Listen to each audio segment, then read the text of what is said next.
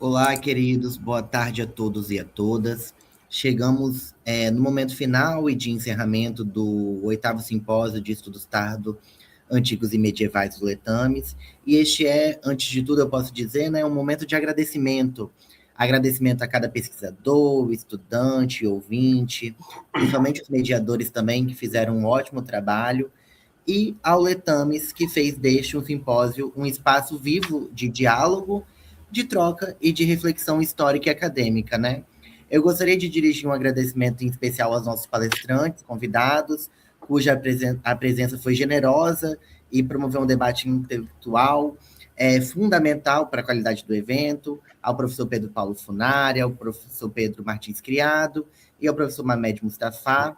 A fala dos três palestrantes, eu posso dizer que evidenciaram, né, aquilo que esse simpósio se propõe a fazer desde o início, lá em 2016, quando a gente fez no auditório do IC2, bem pequenininho, com 20 pessoas, que é pensar a Antiguidade Tardia e a Idade Média em sua complexidade, né, desde o Império Romano até as múltiplas experiências medievais fora do eixo europeu, reafirmando a relevância acadêmica e social da pesquisa histórica. Realizado também de forma online, eu creio que o nosso evento ele cumpre um papel fundamental, que é democratizar esse acesso ao conhecimento, permitindo que diferentes pesquisadores de todo o Brasil e até mesmo fora deles, do Brasil, como nós teremos agora, possam apresentar suas pesquisas. Com isso, eu vou passar a palavra a Luísa, nossa mediadora. Luísa, a palavra é sua. Muito obrigada, Pablo. Boa noite a todos. Hoje nós vamos ter a apresentação do professor Timothy Brook, que o Timothy Brook é um historiador canadense, estudioso da China e do mundo conectado, numa perspectiva global. Ele é autor do livro O Chapéu de Vermeer, um clássico sobre globalização, inclusive uma leitura maravilhosa.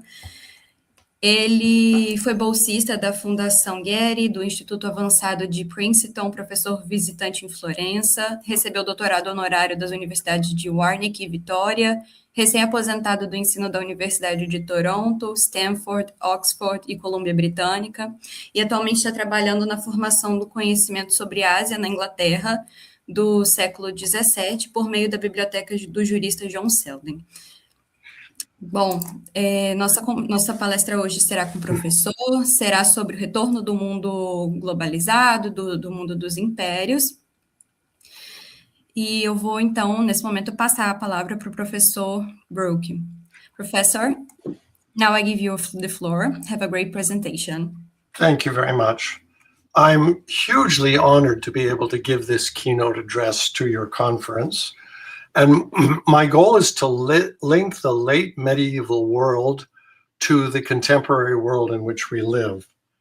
And so it's about empire and the environment.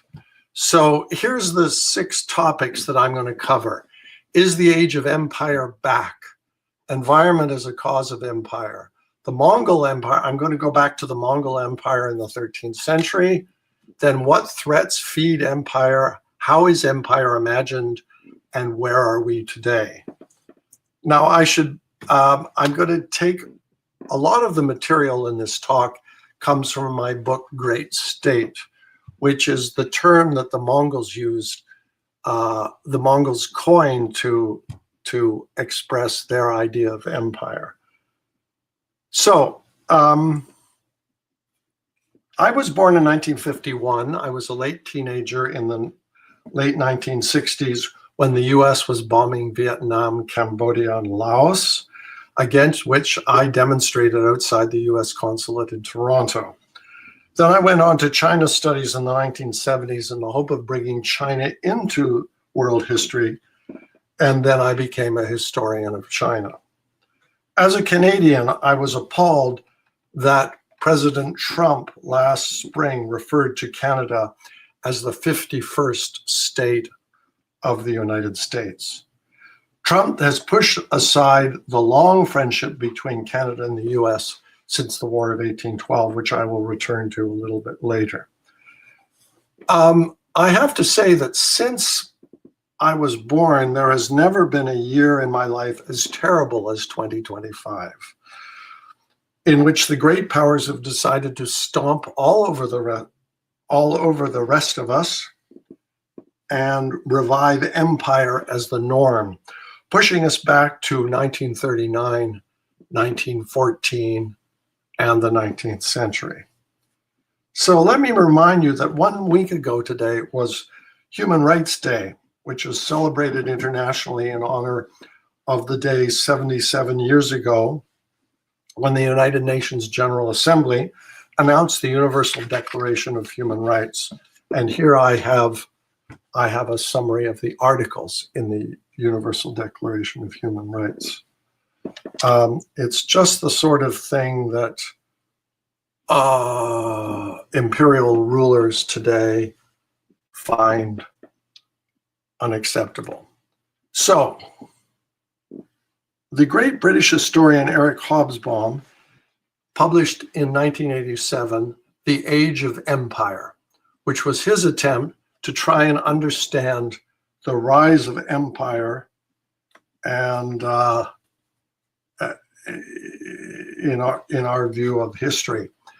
And I fear that that age has returned.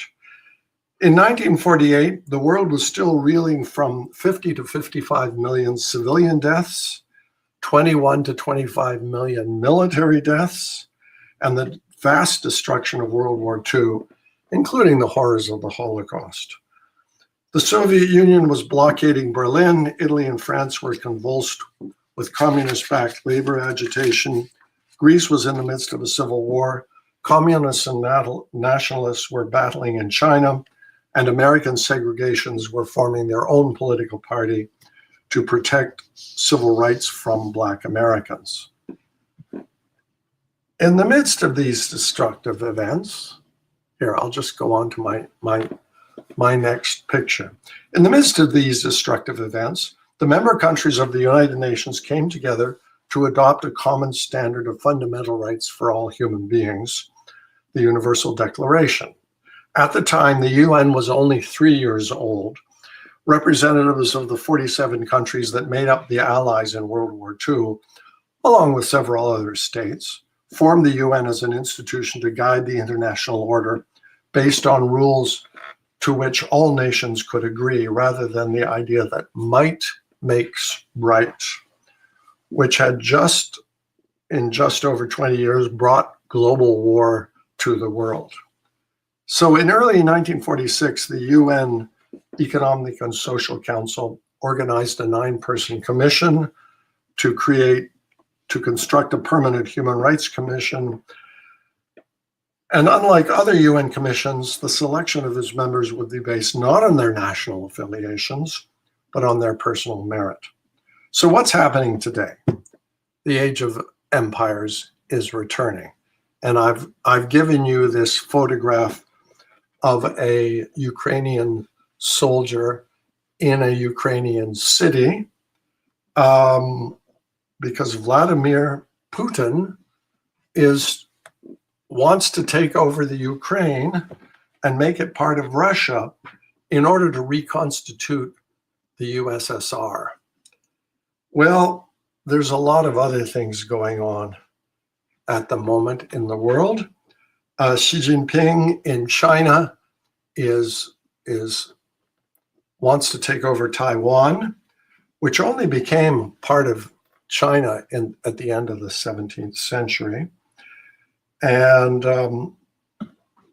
Benjamin Netanyahu in Israel wants to take over Gaza, and Donald Trump wants to take over Venezuela, possibly Mexico, possibly Canada, and Greenland as well.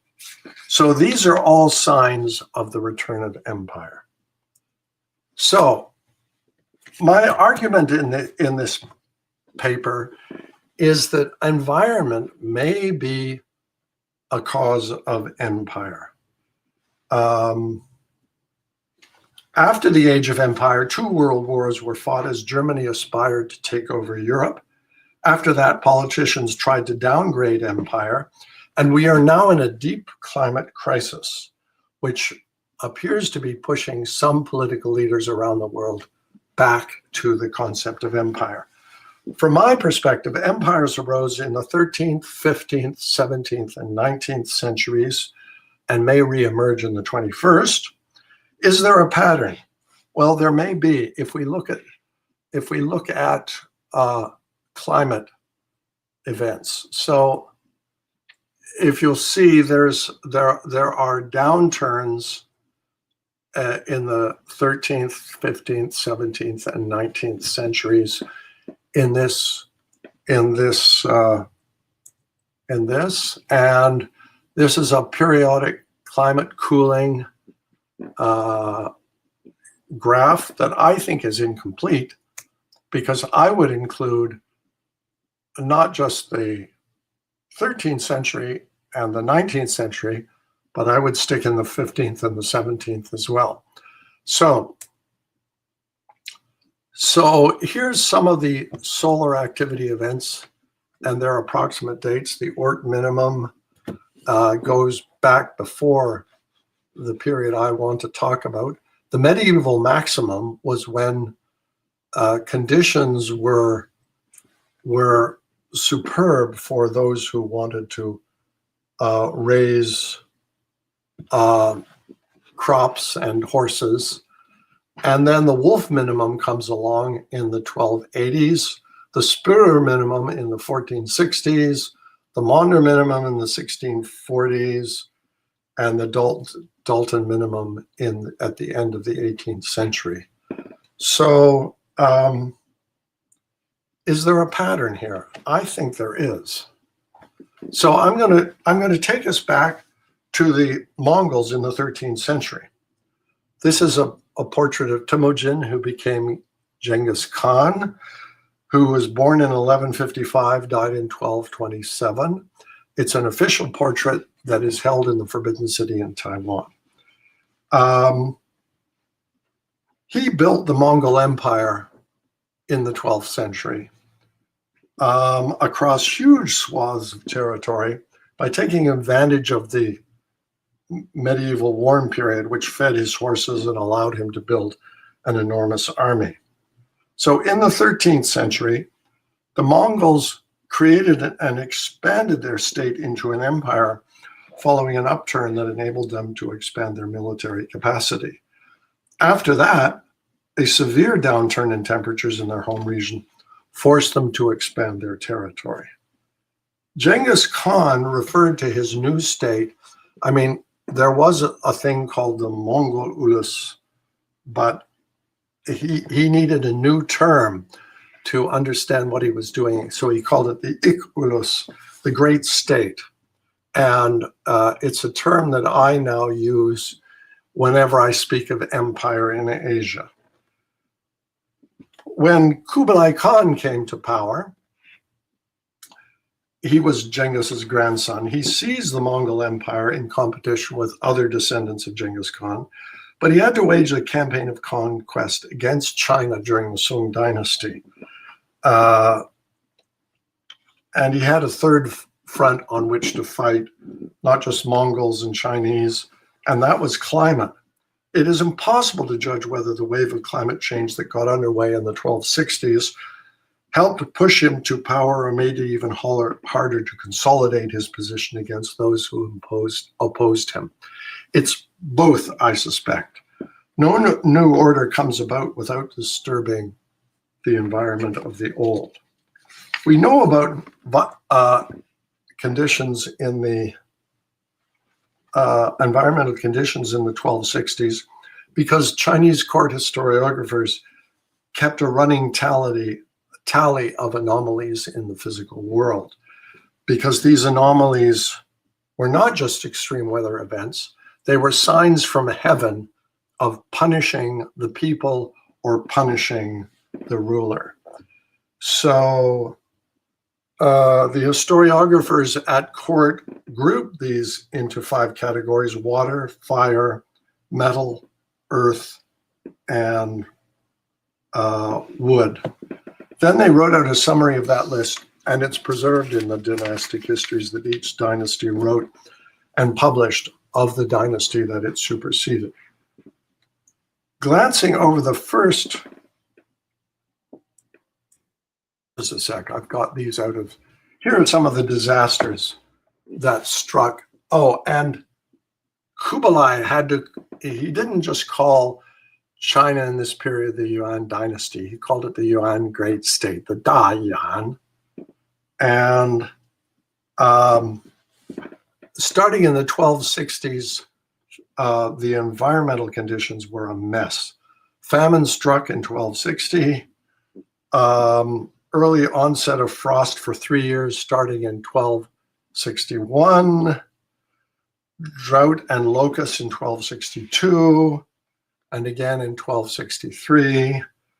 And in 1264, the climate went from bad to worse. Massive floods in North China, followed by drought, which is a deadly combination.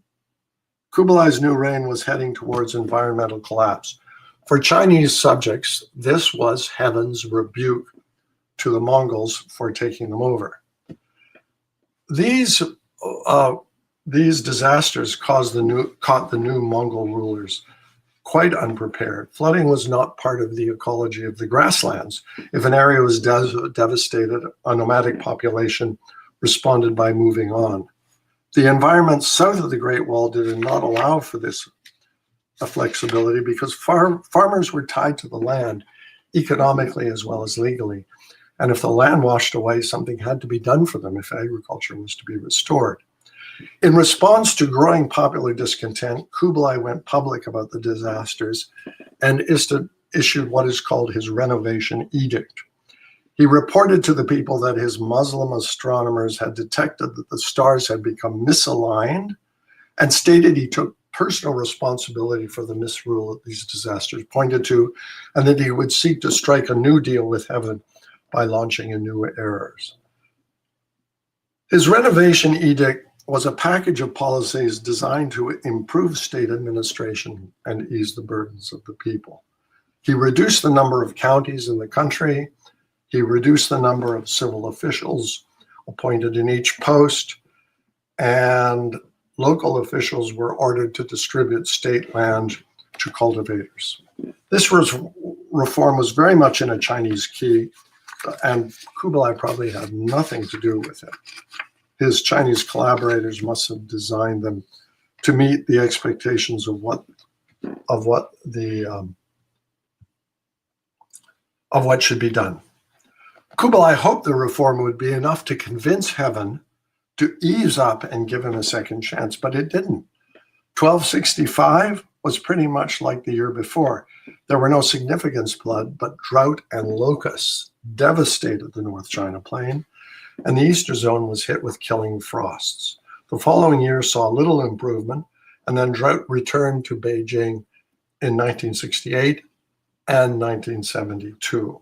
Locusts kept reappearing year after year, stripping the Mongol capital of Xanadu of vegetation in 1971. In 1973, the court historiographers reported that half of the realm was hit by locusts, 9/10 by frost and excessive rainfall, and locusts returned in 1979, and in 1980, Beijing was flooded. So,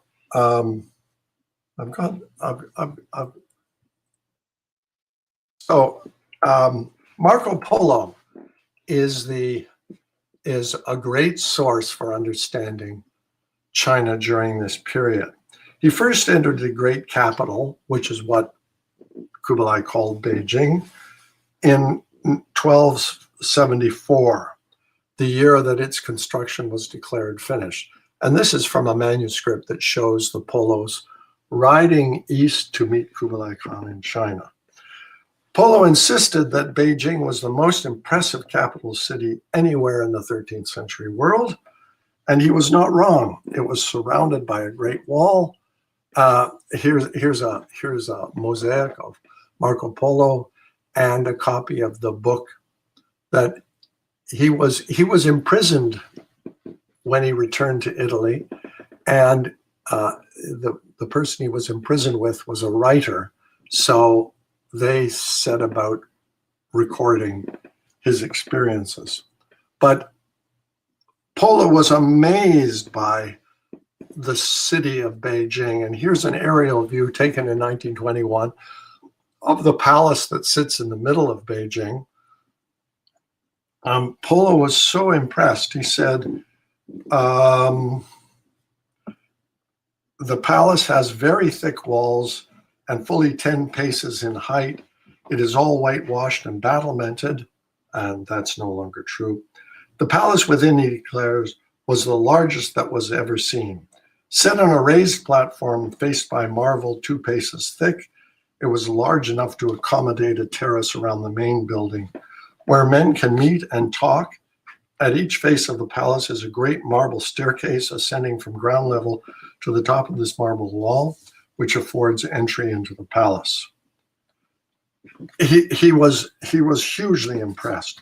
He was also impressed by the city because he said, if you went up on the wall and looked in any of the 4 cardinal directions, you would see that the streets were laid out on a grid so broad and straight that from the top of the wall above one gate, you can see along the whole length of the road to the gate opposite. He was amazed that the whole interior of the city is laid out in squares like a chessboard with such masterly precision that no description can do it justice. He'd never seen a city so densely populated. Not only that, there were accommodations for businessmen who came in great numbers to the capital. And finally, in every suburban ward about a mile's distance from the city, there are many fine hostels which provide lodging for merchants from different parts. Polo rounds out his generous portrait of Beijing by noting that a detachment of 1,000 soldiers guarded every gate. Now, this was a sign that Kublai's astrologers were prophesying a rebellion against his rule. So he had to put a large military detachment at every gate. Kublai straddled the predicament of ruling China and Mongolia by straddling the Great Wall. So to the south, he had his capital in Beijing, and to the north, he had his capital in Xanadu, which is the world that he preferred to China. And every spring, he and his personal retinue and the entire upper ranks of the Yuan Great State bureaucracy did a commute. They went north to Xanadu, and then they came south to Beijing.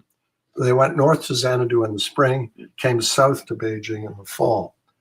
And this gave rise to a famous annual marathon that was 100 kilometers long called the Takeoff, in which the runners were expected to cover in 6 hours. And the race ended at the foot of the emperor's throne. So conditions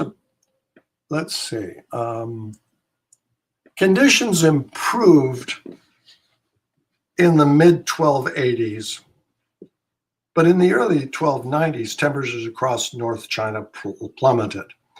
In 1295, the year after Kublai Khan died, North China was in the grip of flood and famine, interspersed with drought and hail. The next 3 years were the worst of the 13th century, and there would not be another abnormal winter until 1260, and the next in 1424, well into the next dynasty, after which China became a cold place. Those sable furs we see Kublai wearing, and I'll just go back to that. He's wearing this heavy sable coat. It's because China was cold. And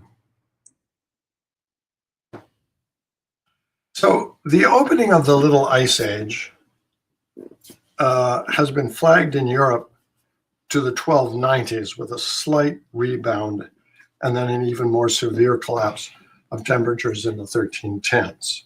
Chinese documents suggest that colder temperatures were affecting China and Mongolia earlier than in Europe, and studies of tree rings of the Mongolian larch and the Fujian cypress show a reduction in growth starting in 1291.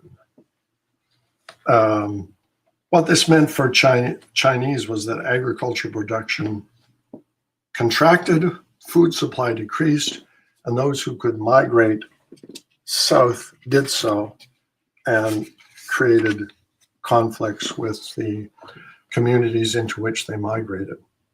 So Kublai was the great Khan of the Mongol great state. Also, he was also the ruler of the Yuan great state, and he combined his rulership of both polities. Falling temperatures decreased the capacity of the grasslands to support the Yuan. So the Yuan great state was a new China. The Mongol conquest did not just put that country under occupation, but brought the world into China. And the century of Mongol rule that Kublai inaugurated did not just pass like a fleeting cloud across the face of an eternal China. It altered China in ways that did not disappear when the Mongols left. The elevation of the emperor to supreme status, the creation of powerful officials whose duty was to obey the emperor, the ready resort to naked power to ensure the rights of the ruler, and finally, the reformulation of moral conduct as submission to the ruler who stood in for heaven. All this happened against a backdrop of climate change. The great state created for China a new political framework, a new constitution, but it also forced China into a new relationship with the world. And time would come when Chinese chose to deny their entanglement with the world and close their borders, but there would be no untangling, no going back. So what is the danger that what dangers feed empire? Well, I'm going to give you the example of Janabeg Khan, who came to power in 1342 through the process of killing his brothers, putting himself on the throne, and pursuing campaigns of external conquest to keep his aristocrats busy and his army in fighting condition, and gain the loot that he needed to pay for his costs. Crimea lay within his jurisdictions. And there were two ports that particularly mattered. Kaffa was where the Genoese merchants gathered, and Tana was where the Venetian merchants gathered. These ports were Janabeg's links from the Black Sea into the Mediterranean world. A year after he seized power, a minor incident on the streets of Tana involving a Venetian merchant who killed a Mongol aristocrat in a street fight threw the delicate balance between the power of the Khan and the power of the merchants into disarray. Janabeg could not tolerate this public insult. He launched a military campaign to punish Tana, and so the Venetians abandoned the port and fled to Kaffa, where their competitors, the merchants from Genoa, lived. With Tana abandoned, its conquest left Janabeg empty-handed. So the next year he sent his forces to lay siege to Kaffa. And famously, what they do is they have these trebuchets, which throw, could throw cannonballs over the walls of the city, but instead they filled them with the dead bodies of people who died in the plague, because the plague broke out in 1345.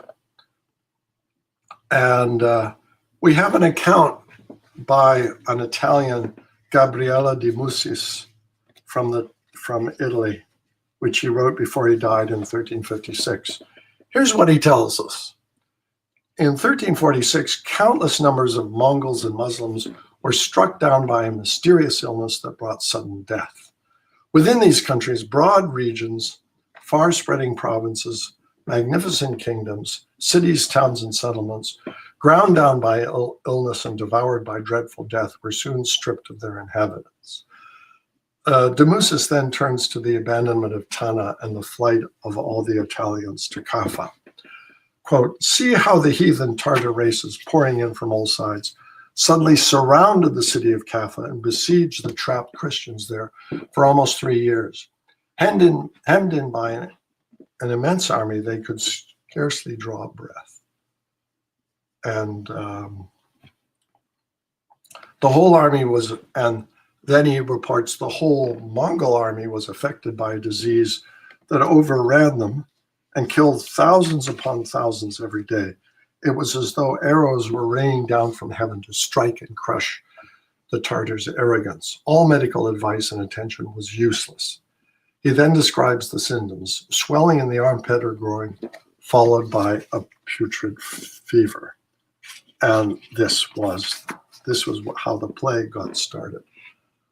So once the siege collapsed, once there were not enough Mongol soldiers to attack Kaffa, they lobbed the dead bodies in. But the plague did not burn out in Crimea. The Italians who fled from Kaffa carried the infection with them. Some of their boats went to Genoa, some went to Venice, and other Christian areas, de Musas explains. When the soldiers reached these places and mixed with the people there, it was as if they had brought evil spirits with them. Every city, every settlement, every place was poisoned by the contagious pestilence, and their inhabitants, both men and women, died suddenly. So it was imperial war that brought the plague into Europe. And that was how the world was infected by the plague, because the Mongols controlled most of Asia, and so the plague spread throughout Asia and went into Europe and down into Southeast Asia. The long-term consequences were threefold. There was a great famine, the Black Death, and what were called the Great Troubles. That is, civil conflicts involving various Jingusids and impostors within the Mongol states, which are not conventionally related to climate. So, how is the empire imagined? Well, here's a European map that depicts Janabeg Khan as the universal ruler of Asia. Here's another. This is of the Ming Great State, which emerged in the 14th century. And as you can see from the map, China controls most of the Eurasian continent, and there are just little bits left outside the Great Wall that are not under their control. Here's another one. This is the Ming Dynasty, which was founded in 1644, and it repeats the same trope. China is this massive empire, and the rest of the world is not inconsiderable. And here's an even more extreme one from the Qing Dynasty, which shows almost nothing beyond the Great Wall of China. Although interesting, it does show the Arctic Ocean. Here's a more revised one from the 19th century, in which the Qing Empire has shrunk down to a kind of more sensible size. So, what did this mean when the Mongols had to flee from China? And they had to flee in 1368. The Ming founder's son, Emperor Yongle, came to the throne in 1402, and he wanted to build an empire too. So he sent out his famous eunuch, Zheng He, to go down into Southeast Asia and around into the Indian Ocean. But what the Chinese experienced was a considerable resistance. And this is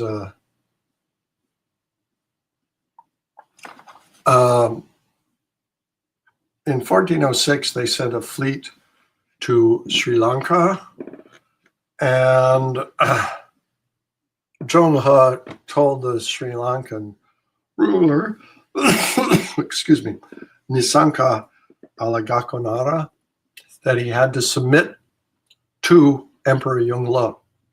He refused. And his army was twice as large as the number of Chinese on the boats.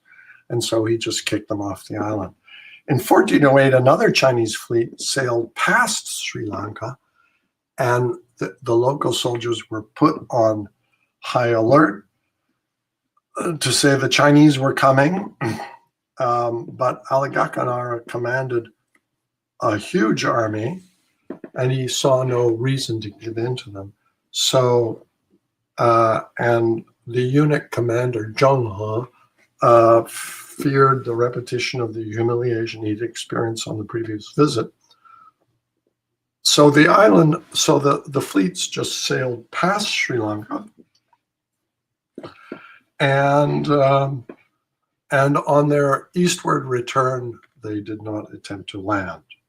It was a clear victory for Alagakonara's policy of resisting foreign capture. Then in November of 1410, a third armada from the Ming Great State was spotted sailing west towards Sri Lanka. 48 massive ships, supported by twice that number of smaller vessels, which were carrying 27,872 men, plus several hundred female Chinese out there on the water. The fleet moored off Colombo, brought the eunuch Zheng He came ashore to repeat his demand that the king of Sri Lanka submit to the Chinese emperor, this time with donations and lavish gifts to sweeten his demand. But Alagakonara rejected the proposal, ordered them off the island and not to return. So Zheng He had to withdraw again. The rebuff was not just a diplomatic defeat for Zheng He, but an affront to the dignity of his imperial master, Emperor Yongle, which could have resulted in Zheng He's execution, but didn't, since emperors do not tolerate failure. So why were these heavily armed Chinese ships in the Indian Ocean? Not because they were exploring the world, which is the usual tale, but because they were trying to impose imperialism on the Indian Ocean. So the man behind this move was Emperor Yongle, who you see in the slide.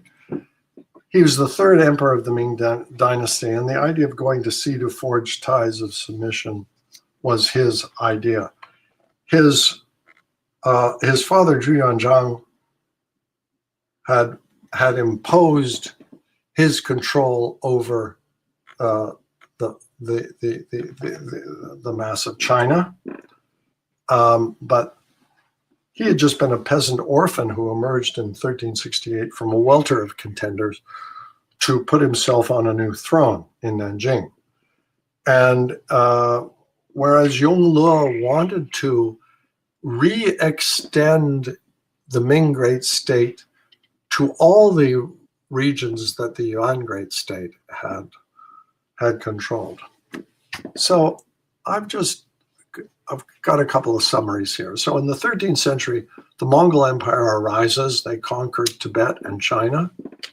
In the 15th century, the Ming Empire expands, and Emperor Yongle attempts to conquer Yunnan, Vietnam, and other regions. In the 17th century, the Ming Great State is defeated by the Qing Great State, which is the rise of the Manchus who invade. and they conquered China, Mongolia, and Tibet. In the 19th century, the Manchu Empire is declining, and there's a kind of new surge of the idea of a Chinese empire. So loss of conquered territories and competition with European empires. And in the 21st century, the Chinese empire is expanding again. They've targeted Hong Kong, Taiwan, and other border zones. So I see a pattern here. The Mongols arise with the onset of the Little Ice Age. The Ming Dynasty arises as the Little Ice Age deepens. The Manchus invade in the 17th century when the Little Ice Age hits its lowest temperatures and we get plague circulating again. And then in the 19th century, cold overcomes the world. There's a new onset of plague, and the Qing dynasty, the Qing Great State, fades out, and the Chinese Republic replaces it. So now we're in the 21st century, and we're facing the prospect of the Chinese Republic expanding itself. China is short of water, it's lost its naval supremacy, and it's effectively annihilated Tibet. So here are some of the environmental consequences. 13th century is the wolf minimum. The Mongols established their dominance, but their dominance means that the plague can spread throughout the world. 15th century, the Spur minimum. The Ming arises. Europeans also get on their ships to enlarge their overseas empires. And we have the rise of seaborne colonialism with the rise of plague and racism. In the 17th century, during the Maunder minimum, the Qing Empire collapses and the British, French, Spanish, and Dutch empires expand in the face of massive famine. And it's the rise of place-based colonialism, the second surge of plague. And then in 19th century, during the Dalton minimum, the rise of many empires. And then in the 20th century, 2 world wars, and the plague does come back, but influenza is. So this is how empire grows. Here's China in 1600. Here's China in 1700. Here's China in 1800. A massive enlargement. So I was reading some of the work of Masuoka Yosuke, who was the president of the South Manchurian Railway Company and became foreign minister during the war. And here he is. You recognize the guy with the mustache behind him. And he says, Manchuria had lain for countless centuries a bare, undeveloped, and sparsely populated land. Thence came the Manchu conquerors of China. During the last century, Russia began to see possibilities in that vast piece of territory lying so temptingly near her borders. Thanks to the coming of the Japanese, however, the Russian threat to China in the Far East was dispelled. Thanks also to the Japanese, the most remarkable change of all has taken place in Manchuria. For instead of lying almost waste to serve as a fastness for dangerous bandits and ambitious warlords, it has become a fruitful land of promise for the whole Far East. And that was the psychology that led the Japanese to ally with the fascists in Europe during World War II, because they wanted to have an empire. Now, a hint of what China is doing today. Here are the ports in which China has invested in the past 10 years. And Hambantota, marked in red, on the south coast of Sri Lanka, is one of the places where Zheng He's people tried to establish themselves. So this is one form in which, and it's a little bit like when well, here, no, I'm just going to go back here. Hambantota was devastated in the 2004 tsunami. It made a comeback by building a new container port funded by China. The former president and his three brothers contracted loan after loan without scrutiny. The first big loan was to build the port at Hambantota from the Chinese Export-Import Bank for $370 million on condition that there be no open bidding and that the contract go to a company called China Harbour. Well, China Harbour was famous for diverting a lot of money to Sri Lankan officials as well as Bangladeshi officials, and so they were blocked from bidding on World Bank contracts in 2009. So the players have changed, but some of the ideas are still working here. And as Kwame Nkrumah, the African leader, reminded us half a century ago, the less developed world would not become developed through the goodwill or generosity of the developed powers. It can only become developed through a struggle against the external forces which have a vested interest in keeping it underdeveloped. So it's a little bit like Britain getting the control of Hong Kong on a lease and building up Hong Kong as their point of access to China. So where are we today? We are in utter turmoil as would-be empires seek to occupy or dominate every other nation on Earth. And these are two photographs of U.S. ships, of U.S. Drones and airplanes attacking ships in the Caribbean. And the U.S. now seeks to take over the Western Hemisphere.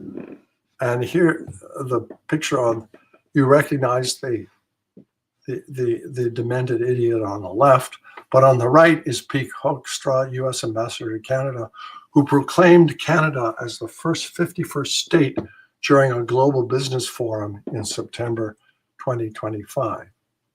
Well, there was a war between Canada and the United States, the War of 1812, at the beginning of the 19th century, when foreign soldiers burned down the White House. But in fact, it was Canadian soldiers who burned down the White House in 1814. So this fact is kind of recirculating in popular Canadian culture.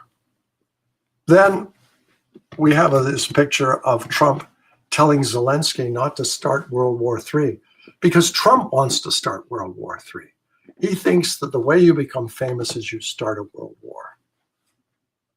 And finally, here's Vladimir Putin and Xi Jinping agreeing to dominate the world without the US in June 2023. And this is what empire looks like. This is China in 2025. So Taiwan is trying to maintain its independence from China by building these combat drones. And apparently they plan to have 50,000 drones by the year 2027 to protect themselves against a Chinese attack. So how will world peace arise under the conditions we currently face?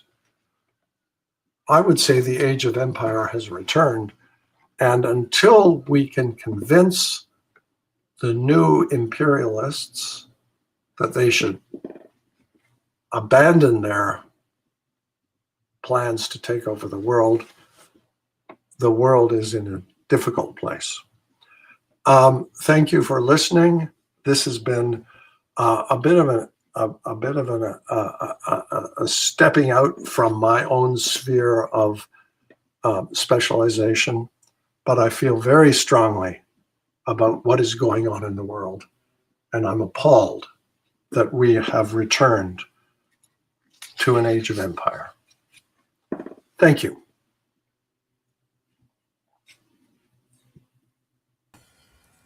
Thank you so much, Professor Brook, for the excellent and insightful presentation. So now I will give a brief summary of the lecture in Portuguese, and we will soon move to the questions, okay? Yeah. Okay. Bom, então nós vamos passar para um breve resumo da apresentação do professor Brook e logo em seguida nós vamos responder questões. Bom, o professor Brook, ele inicia a apresentação dele com uma questão, que é: a Era dos Impérios está de volta? Em parte da Era dos Impérios, de Hobsbawm, do mundo militarizado, com esse mundo, sobretudo europeu, segregado, com questões de direitos humanos sendo debatidas, pensando no que mudou da Era dos Impérios até hoje. Para o professor, a Era dos Impérios está retornando, com as ações do Putin frente à anexação da Ucrânia, do Xi Jinping na China, do Netanyahu em Gaza, do Trump com a Venezuela, com o México, com a Groenlândia. E o argumento principal do professor é que o meio ambiente pode ter uma certa influência, né, nesse processo. Pensando no clima, é possível enxergar uma possível correlação entre os padrões climáticos e os períodos de crise. O mínimo e o máximo medieval, o mínimo de Monger, o mínimo de Dalton no século XVIII. Bom, e para construir esse argumento, o professor retorna ao período dos mongóis para pensar a influência do clima no passado, que é um dos processos, por exemplo, que levou o Kublai Khan, o neto do Gengis Khan, ao poder, que coincide com um período conturbado de clima, que teve influência nas batalhas, na sua posição, na posição daqueles que estavam contra ele. Foi um período marcado por fomes extremas, secas, invasões de gafanhotos, inundações mortais, que foram interpretadas como uma repreensão dos céus aos mongóis, mas também de eventos climáticos que causaram uma grande reação na população, que fomentou crises, descontentamentos, provocaram uma reforma do governo, através do Edito de Renovação. Foi nesse período, por exemplo, que o Marco Polo visitou a China, entrou na capital, considerou Pequim, inclusive, uma das mais bonitas, mais impressionantes. Ele ressalta também que no final do século XIII as temperaturas despencam. Kublai morre 5 anos depois, mas a China já passava por grandes processos de inundação e fome, e o clima continuou extremo por muitos anos em seguida, um período no qual a produção agrícola contrai, os suprimentos de alimentos diminuem, muitos imigrantes tomam novos rumos, conflitos migratórios ficam, e para a China, grandes mudanças políticas significaram também uma nova estrutura política, uma nova constituição e uma nova relação com o mundo. Esses impactos ambientais também se estendem a doenças, como a peste, por exemplo, que matou milhares de mongóis muçulmanos, chegou na Europa através da Guerra Imperial e, como consequência, causou uma grande fome, a grande peste e diversos conflitos civis. Depois, o professor também retorna à China para pensar os esforços contra o Sri Lanka no século XIV, a presença de navios no Oceano Índico como uma tentativa de uma política imperialista. Mas o principal ponto é que o professor aponta que os períodos imperiais têm um padrão. Os mongóis surgem com a pequena era do gelo, a dinastia Ming, quando a pequena era do gelo se aprofunda, quando as temperaturas estão mais baixas, a peste volta a circular. No século XVII tem um mínimo de Monger, os impérios britânicos, franceses, espanhóis, holandeses explodem, bem como o colonialismo.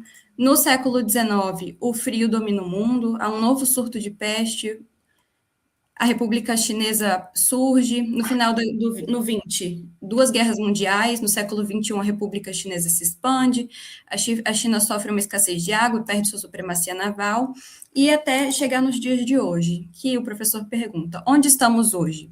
E responde, estamos no completo caos, enquanto os impérios buscam dominar todas as outras nações na Terra.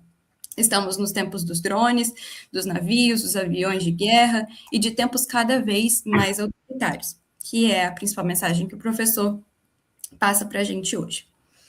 Bom, encerrando já esse pequeno resumo, nós vamos abrir para as questões agora. Nós temos uma questão aqui do Pietro Chiara.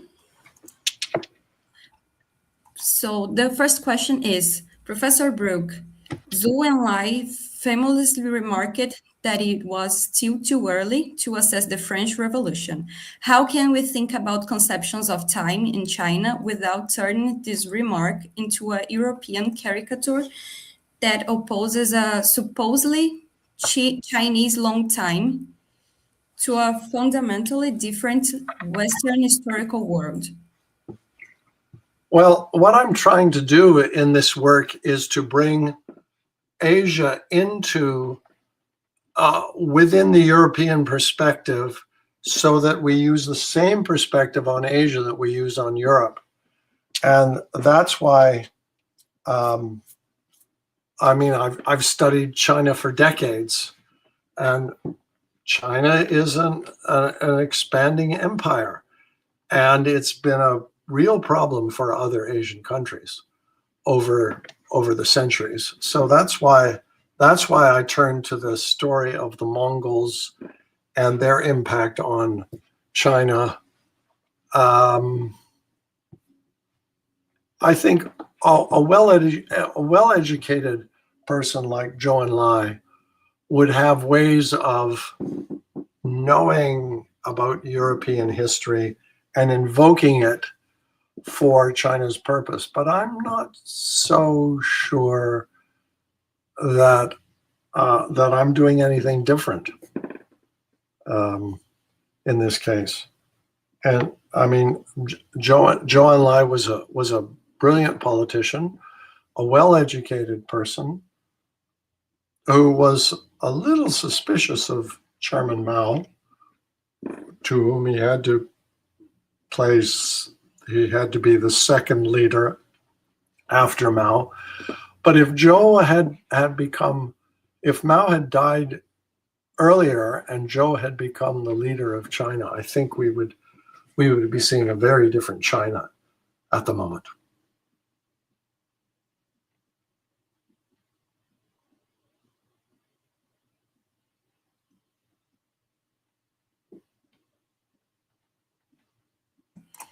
Thank you so much, Professor. I also have a question for you. So Yeah. my question is, we are also facing major climate issues these days.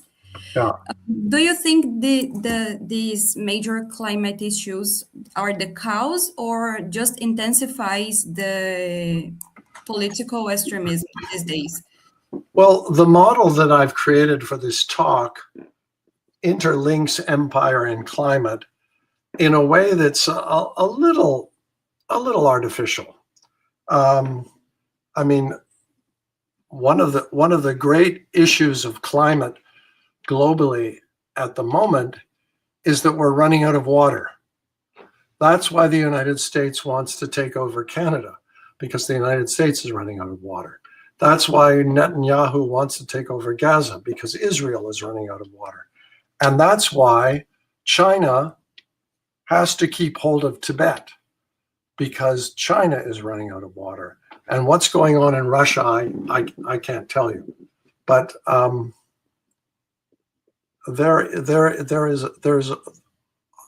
a water crisis developing at the moment, and there are also plummeting temperatures. So the impact on the world is going to be severe over the next couple of decades, I fear. And that's what's driving the imperialists back to be the heads of their government. Perfect. In your book, the Vermeer's Hat, which in Portuguese is Chapéu de Vermeer, you also discuss climate, which is a very innovative approach.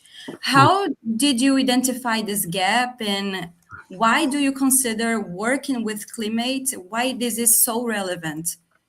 Well, climate is probably the most forceful, the most powerful force shaping human society, because when climate improves, we all benefit, and when climate deteriorates, we all suffer. And when there's a crisis, it sets off huge conflict. And so I'm concerned that the world needs to understand this, needs to see that if there's a climate crisis, this could provoke terrible political responses. And I would like that to stop.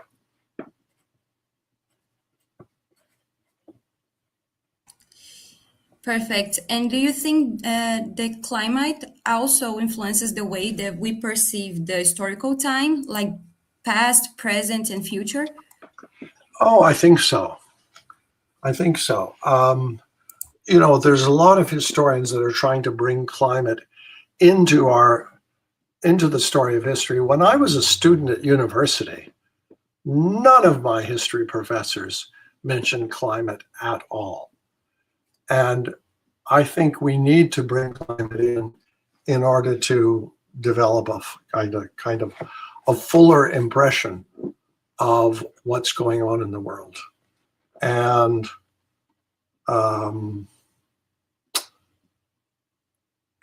that's the challenge for us in the 21st century.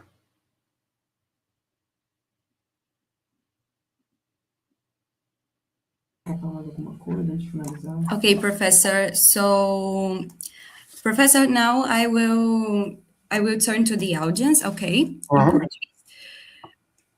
Bom, pessoal, nós temos mais alguma pergunta? Querem fazer mais suas questões? Nós estamos nos encaminhando já para o final da apresentação.